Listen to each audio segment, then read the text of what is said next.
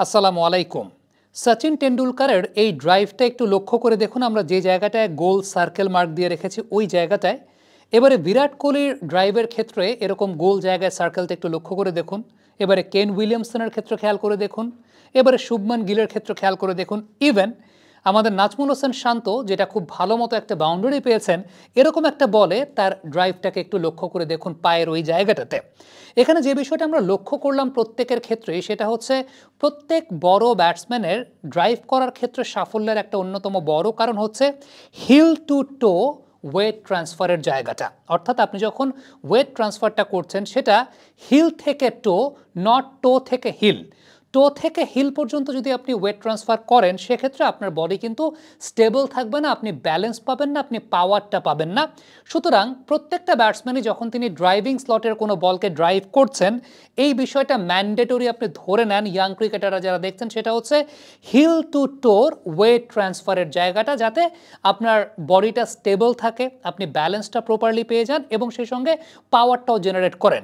ঠিক এই জায়গাটায় আপনারা আমার ওয়েট ট্রান্সফারটা লক্ষ্য করে দেখবেন যে হিল টু টো ওয়েট ট্রান্সফার করছে যাই। জাস্ট এই জায়গাটা লক্ষ্য করে দেখেন আমার কি হলো, হিল থেকে টো।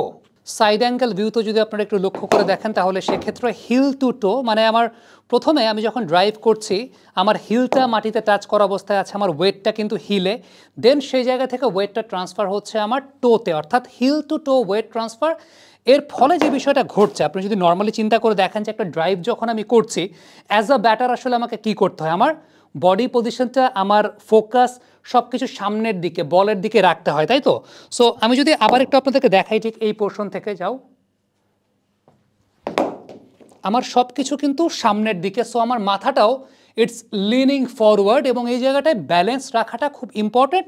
সো ব্যালেন্সের জন্য আমার হিল টু টো ওয়েট ট্রান্সফারটাও খুব ইম্পর্টেন্ট। এবার একটা বিষয় আমি আপনাদেরকে এক্সাম্পল দিয়ে দেখাই, সেটা হচ্ছে যদি আপনি টো থেকে হিলে যান ওয়েট ট্রান্সফারে, সেক্ষেত্রে প্রবলেমটা কোন জায়গাটাতে হয়, ব্যালেন্সের প্রবলেমটা আসলে কি হয়। তুমি টেনিস বল দিয়েও দিতে পারো, আমাকে কোনো সমস্যা নেই। আমি চেষ্টা করি টো থেকে হিলের দিকে আমি যাই। এই যে জায়গাটা মানে আমি আর্টিফিশিয়ালি করার চেষ্টা করলাম, আবার একটু দাও, আবার একটু দর্শকরা বুঝতে পারবে, যাও। এতে যে বিষয়টা ঘটে সেটা হচ্ছে ব্যাকফুটটা স্টেবল থাকে না, এটা সবচেয়ে ইম্পর্ট্যান্ট ব্যাপার।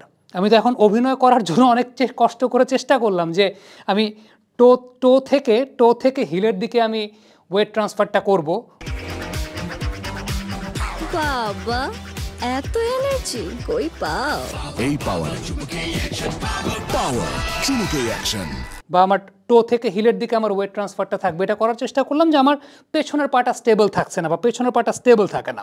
যে সমস্ত ব্যাটসম্যানরা অনেক জোরে গতির বল খেলছেন, এই হিল টু টো এই ওয়েট ট্রান্সফারটা যাদের হয় না বা সচেতন থাকতে পারেন না, তারা কিন্তু ছোট ছোট কিছু ড্রিল করতে পারেন।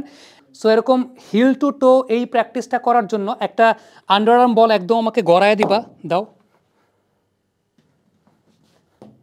এই যে কি করলাম, আমি বলটাকে স্টপ করলাম, আমার আগে ওয়েটটা হিলে ছিল, হিল থেকে আমি টোতে নিলাম, রাইট। আবার যাই, এরকম বারবার জিনিসটা করতে হবে, করলে একটা সময় অটোমেটিক্যালি চলে আসবে, যাই। এই যে এই, সো এতে যে বিষয়টা ঘটে সেটা হচ্ছে আমার হিল টু টোর এই প্র্যাকটিসটা আমার কিন্তু অটোমেটিক্যালি চলে আসবে। কয়েকটা বল দাও আমাকে, এমনিতে কয়েকটা বল করো, এবার আমি রিয়েল ব্যাটিং করব।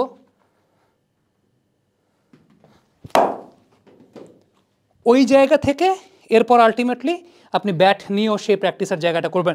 নর্মালি আমাকে বল করো, টেনিস বল দিয়ে করো,